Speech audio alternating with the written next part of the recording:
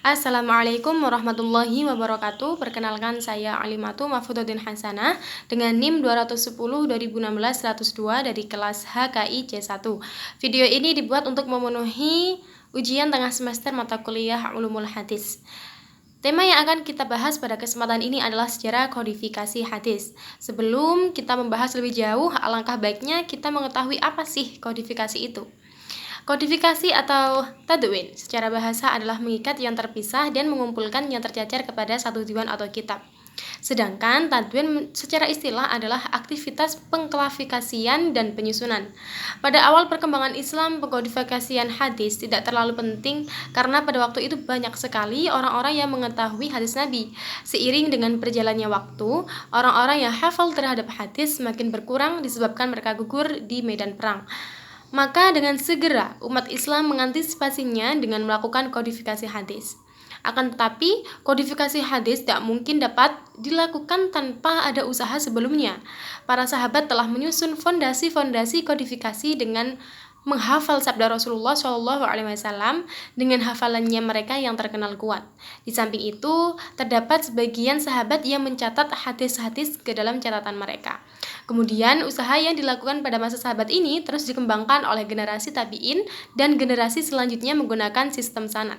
Sehingga, kodifikasi yang dilakukan secara resmi pada paruh pertama dari abad kedua dan seterusnya dapat dipertanggungjawabkan dan diuji keontikannya.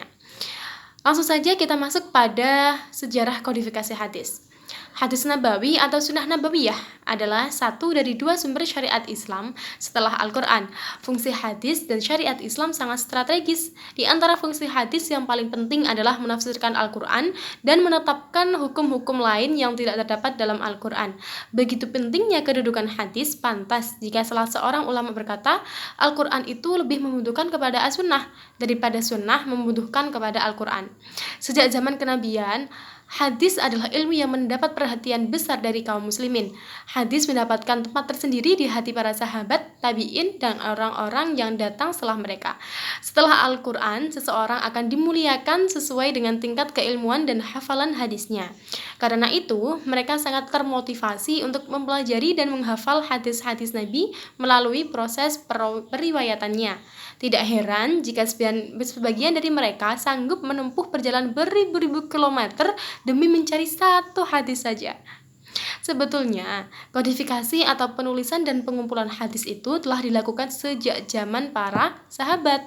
Namun, hanya beberapa orang saja di antara mereka yang menuliskan dan menyampaikan hadis dari apa yang mereka tulis. Disebutkan dalam kitab Sahih Bukhari, di kitab Al-Ilmu bahwa Abdullah bin Amr biasa menulis hadis.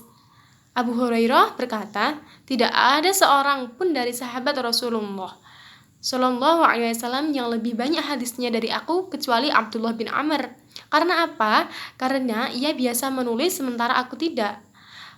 Namun kebanyakan mereka hanya cukup mengandalkan kekuatan hafalan yang mereka miliki. Hal itu diantaranya sebabnya adalah karena di awal-awal Islam sempat melarang penulisan hadis karena khawatir tercampur dengan Al-Quran. Dari Abu Sa'id Al-Khudri bahwa Rasulullah SAW bersabda, janganlah menulis dariku, barang siapa menulis dariku selain Al-Quran, maka hapuslah. Sampaikanlah dariku dan tidak perlu segan. Hadis riwayat Muslim. Sedangkan latar belakang kodifikasi atau tadwin hadis itu, pembukuan hadis dimulai pada akhir abad pertama Hijriah dan rampung pada pertengahan abad ketiga. Hal ini tidak lepas dari adanya dorongan pembukuan hadis oleh Khalifah Umar bin Abdul Aziz. Siapa sih Khalifah bin Abdul Aziz itu? Beliau adalah Khalifah dari Bani Umayyah. Pada waktu itu, Umar bin Abdul Aziz yang naik tahta pada tahun 99 Hijriah berkuasa. Beliau dikenal sebagai orang yang adil dan wirai, bahkan sebagian ulama menyebutnya sebagai Khulafaur Rasyidin yang kelima. Wow, hebat kan? Tergeraklah hatinya untuk membukukan hadis dengan motif yang pertama, beliau itu khawatir jika ilmu hadis itu akan hilang karena belum dibukukan dengan baik. Yang kedua, kemauan beliau untuk menyaring hadis palsu atau maudhu itu yang banyak beredar. Kemudian yang ketiga, Al-Quran sudah dibukukan dalam mushaf, sehingga tidak ada lagi kekhawatiran yang tercampur dengan hadis bila hadis dibukukan. Yang keempat atau yang terakhir adalah peperangan dalam penaklukan negeri-negeri yang belum Islam, dan peperangan antar sesama kaum muslim banyak terjadi. Dikhawatirkan ulama hadis berkurang karena wafat dalam peperangan-peperangan tersebut. Masuk akal ya kawan.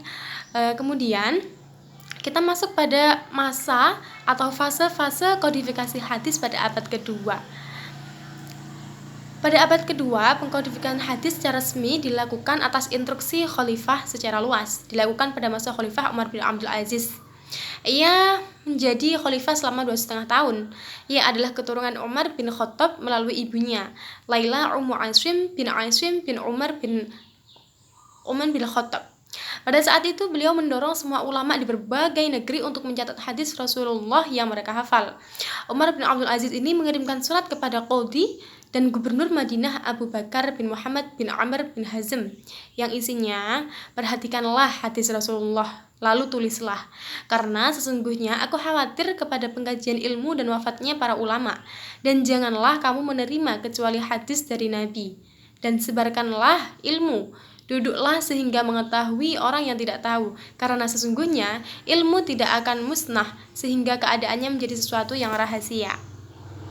Kemudian Umar bin Abdul Aziz ini menugaskan tugas mulia ini kepada Muhammad bin Muslim bin Syihab yang terkenal dengan Imam Az-Zuhri. Kemudian Imam Az-Zuhri ini mulai mengumpulkan hadis, sehingga beliau menjadi orang yang pertama mengumpulkan hadis ke dalam sebuah kitab.